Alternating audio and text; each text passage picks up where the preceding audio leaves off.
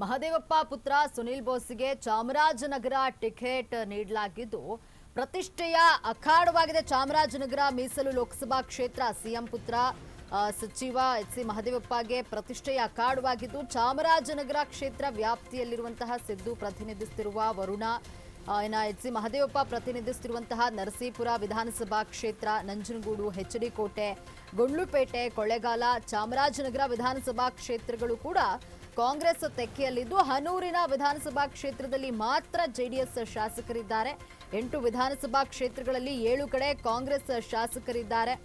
ಹಾಗಾಗಿ ಕಾಂಗ್ರೆಸ್ಗೆ ಚಾಮರಾಜನಗರ ಕ್ಷೇತ್ರ ಗೆಲ್ಲುವಂತಹ ಅನಿವಾರ್ಯತೆ ಇದೆ. ಕ್ಷೇತ್ರದಲ್ಲಿ ಓರ್ವ ಶಾಸಕನಿಲ್ಲದಿದ್ದರೂ ಬಿಜೆಪಿ ಅಭ್ಯರ್ಥಿ ಕಣದಲ್ಲಿದ್ದು ಕಳೆದ ಬಾರಿ ಎದುರಾಳಿಯಾಗಿದ್ದವರ ಪೈಕಿ ಧ್ರುವನಾರಾಯಣ್ ನಿಧನರಾಗಿದ್ದು ಹಾಲಿ ಸಂಸದ ಶ್ರೀನಿವಾಸ್ ಪ್ರಸಾದ್ ರಾಜಕೀಯ ನಿವೃತ್ತಿ ಘೋಷಣೆ ಮಾಡಿದ್ದಾರೆ. ಪರಿಣಾಮ ಕಾಂಗ್ರೆಸ್ ಮತ್ತು ಬಿಜೆಪಿಯಿಂದ ಹೊಸಬರು ಕಣಕ್ಕಿಳಿದಿದ್ದು ಕಾಂಗ್ರೆಸ್ನಿಂದ ಸಚಿವ ಮಹದೇವಪ್ಪ ಪುತ್ರ ಸುನಿಲ್ ಬೋಸ್, ಬಿಜೆಪಿ ಪಕ್ಷದಿಂದ ಮಾಜಿ ಶಾಸಕ ಬಾಲರಾಜ್ ಚುನಾವಣಾ ಕಣದಲ್ಲಿದ್ದು ಲೋಕಸಭೆಯಲ್ಲಿ ಮೈತ್ರಿ ಹಿನ್ನೆಲೆ ಬಿಜೆಪಿಗೆ ಜೆಡಿಎಸ್ ಬೆಂಬಲವನ್ನ ನೀಡಲಿದೆ. ಹೀಗಾಗಿ ಚಾಮರಾಜನಗರದಲ್ಲಿ ಕಾಂಗ್ರೆಸ್ ಬಿಜೆಪಿಯ ನಡುವೆ ನೇರ ಹಣಾಹಣಿ ಇದ್ದು ಚಾಮರಾಜನಗರ ಕ್ಷೇತ್ರದಲ್ಲಿ ನಾಯಕರು ಪ್ರತಿಷ್ಠೆಯಾಗಿ ತೆಗೆದುಕೊಂಡಿರುವಂಥದ್ದು ಚಾಮರಾಜನಗರ ಕ್ಷೇತ್ರವನ್ನ ಶತಾಯಗತಾಯ ಗೆಲ್ಲಲೇಬೇಕು ಅನ್ನುವಂತಹ ಪಣವನ್ನ ಕಾಂಗ್ರೆಸ್ ಈಗ ತೊಟ್ಟಿದೆ. ನಿಮಗೆ ಹೆಚ್ಚಿನ ಮಾಹಿತಿ ನೀಡಲು ನಮ್ಮ ಪ್ರತಿನಿಧಿ ರಂಗಸ್ವಾಮಿ ಡೆಸ್ಕ್ನ ನೇರ ಸಂಪರ್ಕದಲ್ಲಿದ್ದಾರೆ. ರಂಗಸ್ವಾಮಿ, ಏನು ಚಾಮರಾಜನಗರ ಮೀಸಲು ಲೋಕಸಭಾ ಕ್ಷೇತ್ರ ಈಗ ಪ್ರತಿಷ್ಠೆಯ ಅಖಾಡವಾಗಿದ್ದು ಸಿಎಂ ಸಿದ್ದರಾಮಯ್ಯ ಹಾಗೂ ಸಚಿವ ಎಚ್.ಸಿ. ಮಹದೇವಪ್ಪಗೆ ಇದು ಪ್ರತಿಷ್ಠೆಯ ಒಂದು ಕಣವಾಗಿರುವಂಥದ್ದು ಬಗ್ಗೆ ಹೆಚ್ಚಿನ ಮಾಹಿತಿ ಇದೆ. ಹೌದು ಲಕ್ಷ್ಮಿ, ಈಗಾಗಲೇ ಕಾಂಗ್ರೆಸ್ ಪಕ್ಷ ಪ್ರಕಟಿಸಿರುವಂತಹ ಒಂದು ಪಟ್ಟಿಯಲ್ಲಿ ಈಗ ಸುನಿಲ್ ಬೋಸ್ ಅವರು ಚಾಮರಾಜನಗರ ಲೋಕಸಭಾ ಕ್ಷೇತ್ರದಿಂದ ಕಣಕ್ಕಿಳಿಯೋದು ಖಚಿತವಾಗಿದೆ. ಸುನಿಲ್ ಬೋಸ್ ಅವರು ಮೈಸೂರು ಜಿಲ್ಲಾ ಉಸ್ತುವಾರಿ ಸಚಿವ ಮತ್ತು ಟಿ ನರಸೀಪುರ ಶಾಸಕರಾಗಿರುವಂತಹ ಎಚ್.ಸಿ. ಮಹದೇವಪ್ಪನವರ ಪುತ್ರ ಆಗಿದ್ದಾರೆ. ಈ ಒಂದು ಕಾರಣದಿಂದಾಗಿ ಈಗ ಚಾಮರಾಜನಗರ ಲೋಕಸಭಾ ಕ್ಷೇತ್ರ ಒಂದು ಪ್ರತಿಷ್ಠೆಯ ಅಖಾಡವಾಗಿ ಪರಿಣಮಿಸಿದೆ. ಅದರಲ್ಲೂ ಪ್ರಮುಖವಾಗಿ ಸಿದ್ದರಾಮಯ್ಯನವರು ಪ್ರತಿನಿಧಿಸ್ತಾ ಇರುವಂತಹ ವರುಣ ವಿಧಾನಸಭಾ ಕ್ಷೇತ್ರ ಇದೇ ಚಾಮರಾಜನಗರ ಲೋಕಸಭಾ ಕ್ಷೇತ್ರದ ವ್ಯಾಪ್ತಿಗೆ ಒಳಪಡುತ್ತೆ. ಇನ್ನು ಚಾಮರಾಜನಗರ ಲೋಕಸಭಾ ಕ್ಷೇತ್ರದ ವ್ಯಾಪ್ತಿಗೆ ಬರುವಂತಹ 8 ವಿಧಾನಸಭಾ ಕ್ಷೇತ್ರಗಳಲ್ಲಿ ಕಾಂಗ್ರೆಸ್ನ ಶಾಸಕರು 7 ಕಡೆ ಇದ್ರೆ 1 ಕಡೆ ಮಾತ್ರ ಜೆಡಿಎಸ್ನ ಶಾಸಕರಿದ್ದಾರೆ. ಹೀಗಾಗಿ ಇಲ್ಲಿ ಕಾಂಗ್ರೆಸ್ ಸಾಕಷ್ಟು ಒಂದು ರೀತಿ ಬಲಿಷ್ಠವಾಗಿದೆ ಅಂತ ಹೇಳ್ಬೋದು. ವರುಣ, ಟಿ ನರಸೀಪುರ, ಗುಂಡ್ಲುಪೇಟೆ, ನಂಜನಗೂಡು, ಚಾಮರಾಜನಗರ, ಕೊಳ್ಳೇಗಾಲ ಈ ಭಾಗದಲ್ಲಿ ಕಾಂಗ್ರೆಸ್ ಪಕ್ಷದ ಶಾಸಕರಿದ್ರೆ ಹನೂರಿನಲ್ಲಿ ಮಾತ್ರ ಜೆಡಿಎಸ್ನ ಶಾಸಕರಿದ್ದಾರೆ.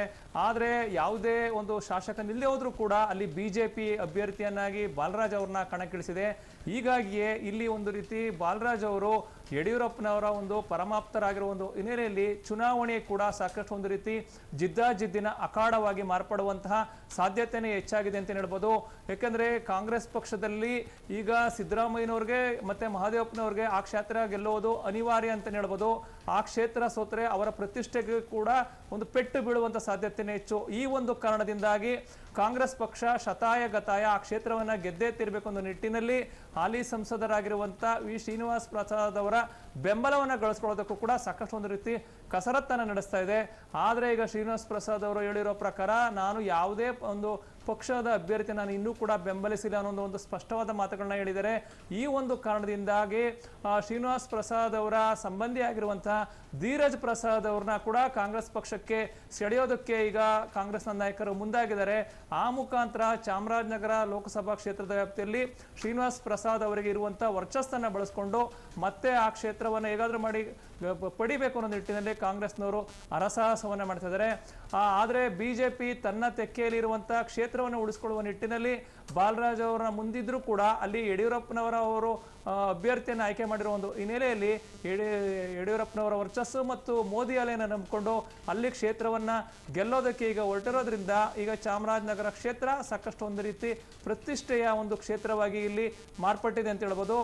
ಇನ್ನು ಕಳೆದ ಒಂದು ಲೋಕಸಭಾ ಚುನಾವಣೆಯನ್ನು ನಾವು ಅವಲೋಕನ ಮಾಡೋದಾದ್ರೆ ಕಳೆದ ಲೋಕಸಭಾ ಚುನಾವಣೆಯಲ್ಲಿ ಧ್ರುವನಾರಾಯಣ್ ಮತ್ತು ಹಾಲಿ ಸಂಸದ ಶ್ರೀನಿವಾಸ್ ಪ್ರಸಾದ್ ಅವರು ಮುಖಾಮುಖಿಯಾಗಿದ್ರು. ಇಬ್ಬರ ನಡುವೆ ಟಫ್ ಫೈಟ್ ನಡೆದು ಕೊನೆಗೆ ಅಂತಿಮ ಸುತ್ತಿನಲ್ಲಿ ಶ್ರೀನಿವಾಸ್ ಪ್ರಸಾದ್ ಅವರು ಅಲ್ಪ ಮತಗಳ ಅಂತರದಿಂದ ಗೆಲುವನ್ನು ಸಾಧಿಸಿದ್ರು.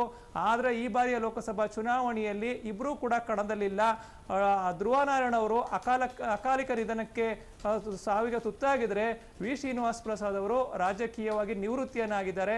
ಈ ಒಂದು ಕಾರಣದಿಂದಾಗಿ ಚಾಮರಾಜನಗರ ಲೋಕಸಭಾ ಕ್ಷೇತ್ರದಲ್ಲಿ ಈಗ ಕಣಕ್ಕಿಳಿದಿರುವಂತಹ ಅಭ್ಯರ್ಥಿಗಳು ಅಂದರೆ ಕಾಂಗ್ರೆಸ್ ಮತ್ತು ಬಿಜೆಪಿಯ ಇಬ್ಬರು ಅಭ್ಯರ್ಥಿಗಳು ಕೂಡ ಹೊಸಬರಾಗಿದ್ದಾರೆ.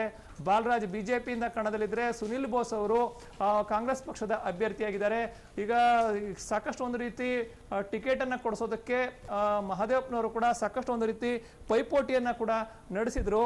ಅಲ್ಲಿ ನಂಜುಂಡಸ್ವಾಮಿ ಅವರು ಕೂಡ ಕಾಂಗ್ರೆಸ್ ಟಿಕೆಟ್ಗೆ ಪ್ರಯತ್ನಿಸಿದ ಒಂದು ಕಾರಣದಿಂದಾಗಿ ನಂಜುಂಡಸ್ವಾಮಿಗೆ ಮಲ್ಲಿಕಾರ್ಜುನ ಖರ್ಗೆ ಆದಿಯಾಗಿ ಕಾಂಗ್ರೆಸ್ನ ಕೆಲ ಹಿರಿಯ ನಾಯಕರು ಬೆಂಬಲಕ್ಕೆ ನಿಂತಿದ್ರು. ಹಾಗಾಗಿ ಒಂದು ಮಹದೇವಪ್ಪನವರೇ ತಮ್ಮ ಪುತ್ರನಿಗೆ ಟಿಕೆಟ್ನ ಗಿಟ್ಟಿಸ್ಕೊಳ್ಳೋದಕ್ಕೆ ಸಾಕಷ್ಟು ಹರಸಾಹಸವನ್ನು ಪಡಬೇಕಾಯಿತು. ಅವರು ಸಾಕಷ್ಟು ಒಂದು ರೀತಿ ಅಸಮಾಧಾನ ಕೂಡ ಗೊಂಡಿದ್ರು. ಆದರೆ ಕಡೆಗೂ ಕೂಡ ತಮ್ಮ ಪುತ್ರನಿಗೆ ಟಿಕೆಟ್ ಪಡ್ಕೊಳ್ಳೋಲ್ಲಿ ಯಶಸ್ವಿಯಾಗಿರುವಂತಹ ಮಹದೇವಪ್ಪನವ್ರಿಗೂ ಕೂಡ ಈಗ ಹೇಗಾದರೂ ಮಾಡಿ ತಮ್ಮ ಪುತ್ರನನ್ನ ಗೆಲ್ಲಿಸ್ಕೊಳ್ಳಲೇಬೇಕಾದ ಅನಿವಾರ್ಯ ಪರಿಸ್ಥಿತಿ ಇದೆ ಅಂತ ಹೇಳ್ಬೋದು. ಒಂದು ವೇಳೆ ಮಹದೇವಪ್ಪನವರ ಪುತ್ರ ಸುನಿಲ್ ಬೋಸ್ ಏನಾದ್ರು ಚುನಾವಣೆಯಲ್ಲಿ ಸೋತದ್ದೇ ಆದರೆ ಅದು ಮಹದೇವಪ್ಪನವ್ರಿಗೂ ಕೂಡ ಒಂದು ರೀತಿ ಮುಳುವಾಗಿ ಪರಿಣಮಿಸುತ್ತೆ. ಈ ಒಂದು ಕಾರಣದಿಂದಾಗಿ ಚಾಮರಾಜನಗರ ಲೋಕಸಭಾ ಕ್ಷೇತ್ರ ಕಾಂಗ್ರೆಸ್ಗೆ ಗೆಲುವು ಈಗ ಅನಿವಾರ್ಯವಾಗಿ ಪರಿಣಮಿಸಿದರೆ ಬಿಜೆಪಿಯು ಕೂಡ ತನ್ನ ತೆಕ್ಕೆಯಲ್ಲಿರುವಂತಹ ಕ್ಷೇತ್ರವನ್ನ ಹೇಗಾದರೂ ಮಾಡಿ ಉಳಿಸ್ಕೋಬೇಕು ಅನ್ನೋ ನಿಟ್ಟಿನಲ್ಲಿ ಒಂದು ಜಿದ್ದಾಜಿದ್ದಿನ ಪೈಪೋಟಿಗೆ ಬಿದ್ದಿರುವ ಒಂದು ಕಾರಣದಿಂದಾಗಿ ಸಾಕಷ್ಟು ಒಂದು ರೀತಿ ದಿನದಿಂದ ದಿನಕ್ಕೆ ಆ ಒಂದು ಕ್ಷೇತ್ರ ಚಾಮರಾಜನಗರ ಲೋಕಸಭಾ ಕ್ಷೇತ್ರ ರಂಗನ್ನು ಪಡ್ಕೊಳ್ತಾ ಇದೆ. ಇನ್ನು 3ನೇ ತಾರೀಕು ಕಾಂಗ್ರೆಸ್ ಅಭ್ಯರ್ಥಿ ಸುನಿಲ್ ಬೋಸ್ ಕೂಡ ನಾಮಪತ್ರವನ್ನು ಸಲ್ಲಿಸುವಂಥ ದಿನಾಂಕ ಕೂಡ ಈಗಾಗಲೇ ನಿಗದಿಯಾಗಿದೆ. ಈ ಮುಖಾಂತರ ಚಾಮರಾಜನಗರ ಲೋಕಸಭಾ ಕ್ಷೇತ್ರ ಕಾಂಗ್ರೆಸ್ ಮತ್ತು ಬಿಜೆಪಿಯ ಅಭ್ಯರ್ಥಿಗಳ ನಡುವೆ ನೇರ ಹಣಾಹಣಿಗೆ ಈಗ ಕಣವಾಗಿ ಮಾರ್ಪಡ್ತಾ ಇದ್ರೆ ಅಲ್ಲಿ ಈಗ ಮೈತ್ರಿ ಒಂದು ಏರ್ಪಟ್ಟಿರುವ ಒಂದು ಕಾರಣದಿಂದಾಗಿ JDSನ ಬೆಂಬಲವೂ ಕೂಡ ಬಿಜೆಪಿಗೆ ಸಿಕ್ಕಿದೆ. ಹೀಗಾಗಿ ಆಡಳಿತಾರೂಢ ರಾಜ್ಯದಲ್ಲಿರುವಂತಹ ಕಾಂಗ್ರೆಸ್ ಪಕ್ಷ ಮತ್ತು ಕೇಂದ್ರದಲ್ಲಿರುವಂತಹ ಬಿಜೆಪಿ ಈ ಒಂದು ಚಾಮರಾಜನಗರ ಲೋಕಸಭಾ ಕ್ಷೇತ್ರವನ್ನ ಹೇಗಾದರೂ ಮಾಡಿ ತಮ್ಮ ವಶಕ್ಕೆ ತೆಗೆದುಕೊಳ್ಳಬೇಕು ಅನ್ನೋ ಪೈಪೋಟಿಗೆ ಬಿದ್ದಿರುವ ಒಂದು ಹಿನ್ನೆಲೆಯಲ್ಲಿ ಚುನಾವಣಾ ಕಣ ಸಾಕಷ್ಟು ಒಂದು ರೀತಿ ರಂಗಾನೆ ಇರ್ತದೆ ಅಂತ ಹೇಳ್ಬೋದು. ಲಕ್ಷ್ಮಿ.